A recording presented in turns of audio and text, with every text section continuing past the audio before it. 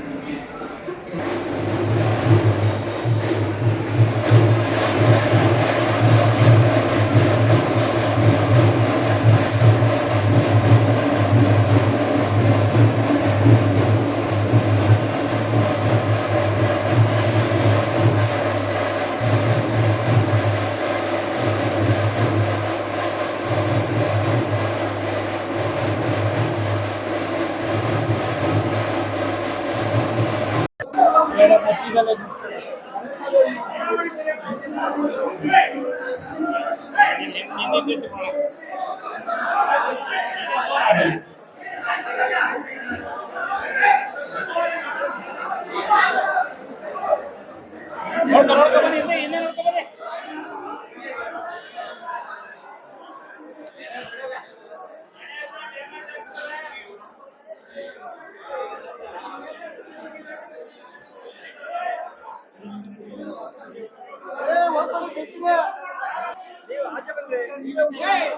ಜನ ನಾಯಕರು ನಾವು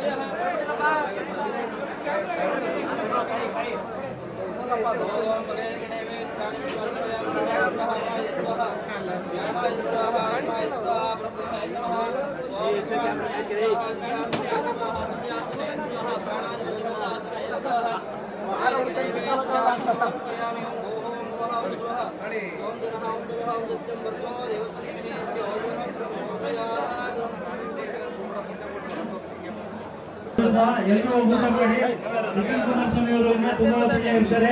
ಎಲ್ಲ ಜೊತೆನೂ ಫೋಟೋ ತೆಗಿತಾರೆ. ದಯಮಾಡಿ ಯಾರು ತಳ್ಳಾಟ ಮಾಡಬೇಡಿ.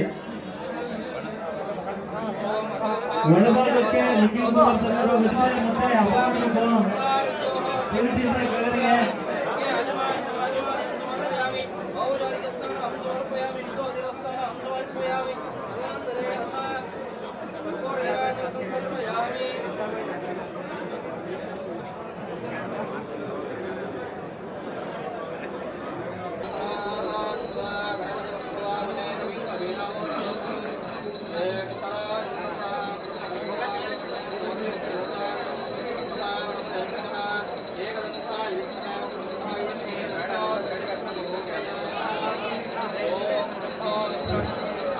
ದಯವಿಟ್ಟು ಯಾರು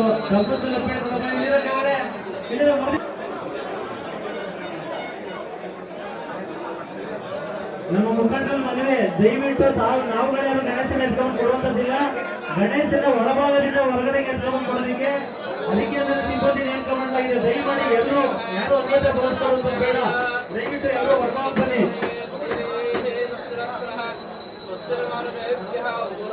ನಂಬರ್ 1 ನಂತರ 5 1ರಿಂದ 5 ತನಕ ಮಾತ್ರ ಈ ಸರ್ವಿಸನ್ನು ನಿಲ್ಲಿಸಿಕೊಳ್ಳಿ. ಮಾತ್ರ ಬನ್ನಿ. ಮುಖಂಡರುಗಳು ಗಣೇಶ ಎತ್ತುವಂತೆ ಹೊರಗಡೆ ಸಿಬ್ಬಂದಿಗಳು ಹೊರಭಾಗಕ್ಕೆ ಗಣೇಶ ಕೊಡ್ತಾರೆ. ಅವ್ರಿಗೆ ಯಾರು ತೊಂದರೆ ಮಾಡಬೇಡಿ. ದಯವಿಟ್ಟು ಎಲ್ಲರೂ ಆಚೆ ಬನ್ನಿ.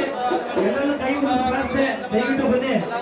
ಗಣೇಶಗಳು ಭಿನ್ನ ಆಗುವಂತದ್ದಾಗದು ಬೇಡ. ದಯಮಾಡಿ ಬನ್ನಿ.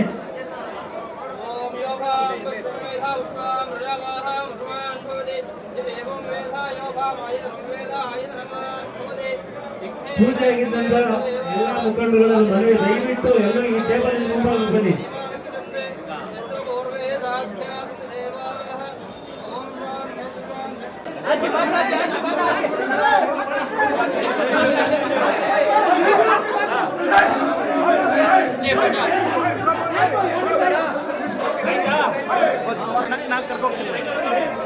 ಮುಂದೆ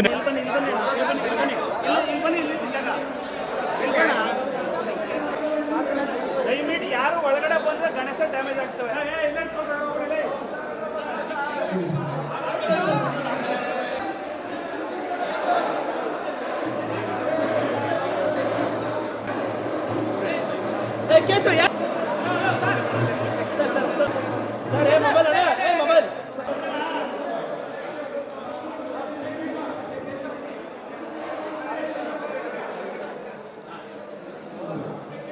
ಈ ಸೈಡ್ ಸ್ವಲ್ಪ ಹಂಗೆ ನೋಡಿ.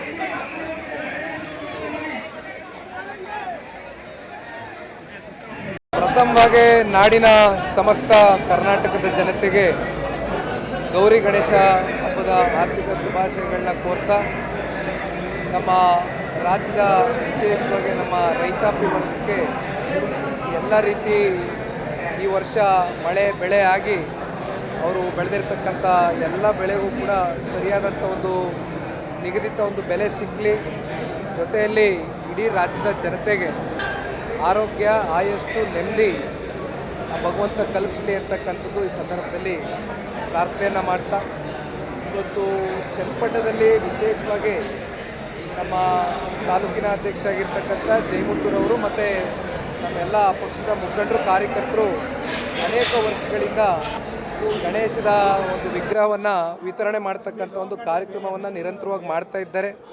ಇವತ್ತು ವಿಶೇಷವಾಗಿ ನನಗೂ ಕೂಡ ಆಹ್ವಾನವನ್ನು ಕೊಟ್ಟಿದ್ದಾರೆ, ನಾನು ಕೂಡ ಭಾಗವಹಿಸಿದ್ದೇನೆ.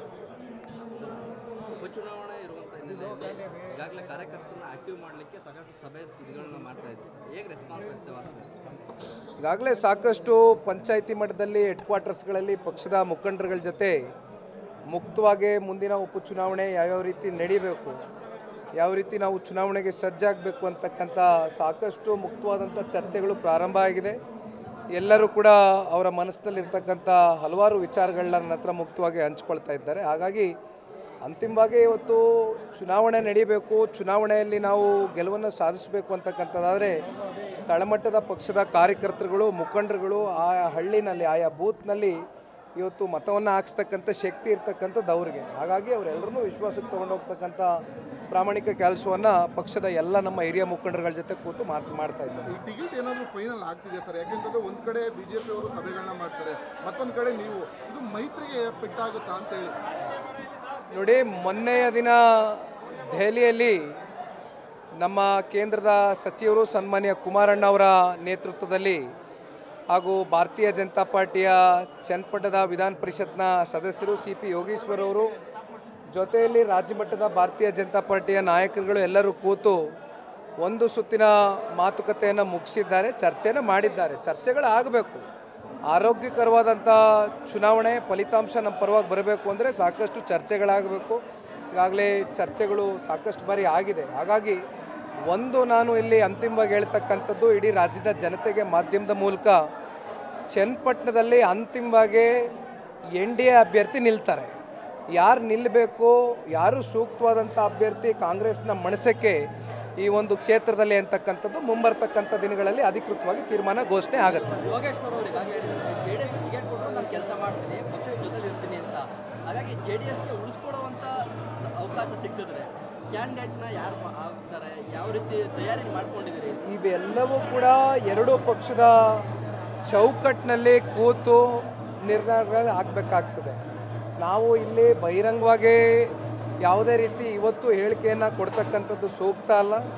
ನಾನೊಬ್ಬ ಪಕ್ಷದ ಕಾರ್ಯಕರ್ತನಾಗಿ ಕಾರ್ಯಕರ್ತರ ಜೊತೆ ಬೆರೀತಕ್ಕಂಥ ಒಂದು ಕೆಲಸ ಮಾಡ್ತಾ ಇದ್ದೇನೆ. ಮುಂಬರ್ತಕ್ಕಂಥ ದಿನಗಳಲ್ಲಿ ಗೊತ್ತಾಗುತ್ತೆ. ಬನ್ನಿ, ನೀವು ಕೂಡ ಸಾಕಷ್ಟು ಬಾರಿ ಹೇಳಿದ್ದೀರಿ, ನಾನು ಸ್ಪರ್ಧೆ ಮಾಡಲ್ಲ, 3.5 ವರ್ಷ ನಾನು ಪಕ್ಷವನ್ನು ಸಂಘಟನೆ ಮಾಡ್ತೀನಿ ಅಂತ. ಆದರೆ ಚನ್ನಪಟ್ಟಣದಲ್ಲಿ JDSನಿಂದ ಯಾರು ಸ್ಪರ್ಧೆ ಮಾಡ್ಬೋದು ಅಂತೇಳಿ ಸಾಕಷ್ಟು ಚರ್ಚೆ ಆಗ್ತಾರೆ. ಇವೆಲ್ಲವೂ ಕೂಡ ಕಾಲವೇ ನಿರ್ಧಾರ ಮಾಡತ್ತಣ. ಯಾಕೆಂದರೆ ಈಗ ನಾವು, ನಿಮಗೆ ಗೊತ್ತಿದೆ ಮಾಧ್ಯಮದ ಸ್ನೇಹಿತರಿಗೆ, ಈಗ ಇರ್ತಕ್ಕಂಥ ಒಂದು ಸನ್ನಿವೇಶದಲ್ಲಿ ನಾನೊಬ್ಬ ಕಾರ್ಯಕರ್ತನಾಗಿ ಕಾರ್ಯಕರ್ತರ ಜೊತೆ ಬೆರೀತಕ್ಕಂಥ ಕೆಲಸ ಮಾಡ್ಬೋದು ಹೊರತುಪಡಿಸಿ ನಾನು ಬಂದು ಅಧಿಕೃತ ಘೋಷಣೆ ಮಾಡ್ತಕ್ಕಂಥದ್ದಕ್ಕೆ ಆಗೋದಿಲ್ಲ. ಇವೆಲ್ಲ ಪಕ್ಷದ ಎರಡೂ ಪಕ್ಷದ ಚೌಕಟ್ಟಿನಲ್ಲಿ ಕೂತು ತೀರ್ಮಾನ ಮಾಡಿ ಮುಂಬರ್ತಕ್ಕಂಥ ದಿನಗಳಲ್ಲಿ ಒಳ್ಳೆ ಅಭ್ಯರ್ಥಿನೇ ಅಂತಿಮವಾಗಿ NDA ಅಭ್ಯರ್ಥಿ ಕಣಕ್ಕಿಳಿತಾರೆ. ಬನ್ನಿ, ಇವತ್ತು ಎತ್ತಿನ ಹೊಳೆ ನೀರು ಕೊಡುವಂಥ ಯೋಜನೆಗೆ ಚಾಲನೆ ಕೊಡ್ತಾ ಇರೋದು. ಈಗ ಎತ್ತಿನ ಹೊಳೆ ನೀರಿನ ಯೋಜನೆಗೆ ನಮ್ಮೆಲ್ಲರ ಒಂದು ಸಹಮತ ಇದೆ. ಅಂತಿಮವಾಗಿ ನೀರಾವರಿ ವಿಷಯವಾಗಿ ನಮ್ಮ ರಾಜ್ಯದಲ್ಲಿ ಇವತ್ತೇನಾದರೂ ಅತ್ಯಂತ ದೂರದೃಷ್ಟಿಯನ್ನು ಇಟ್ಕೊಂಡು ಒಂದು ಕಲ್ಪನೆಯನ್ನು ಕೊಟ್ಕೊಂಡು ನೀರಾವರಿ ಸಚಿವರಾಗಿ, ನೀರಾವರಿಯ ತಜ್ಞರಾಗಿ ನಮ್ಮ ದೇಶದ ಮಾಜಿ ಪ್ರಧಾನಮಂತ್ರಿಗಳು ಸಾಕಷ್ಟು ರಾಜ್ಯಕ್ಕೆ ಕೊಡುಗೆಗಳನ್ನ ಕೊಟ್ಟಿದ್ದಾರೆ. ಹಾಗಾಗಿ ಇವೆಲ್ಲವೂ ಯಾವುದೇ ವಿಚಾರಗಳಿರ್ಬೋದು, ರೈತರಿಗೆ ಸಂಬಂಧಪಟ್ಟಿರ್ತಕ್ಕಂಥ ನೀರಿನ ವಿಚಾರ. ಏಕೆಂದರೆ ಇವತ್ತು ರೈತರುಗಳು ಒಳ್ಳೆಯ ಮಳೆ ಬೆಳೆ ಬೆಳಿಬೇಕು ಅಂತಕ್ಕಂಥದ್ದಾದರೆ ನೀರಾವರಿ ಕಲ್ಪಿಸ್ಕೊಡ್ತಕ್ಕಂಥದ್ದು ಅತ್ಯವಶ್ಯಕ. ಇವೆಲ್ಲದರ ವಿಚಾರವಾಗಿ ಇವತ್ತು ಜನತಾದಳ ಪಕ್ಷ ಎಂದೂ ಕೂಡ ಬೆಂಬಲವಾಗಿ ನಿಂತಿರುತ್ತೆ. Thank you.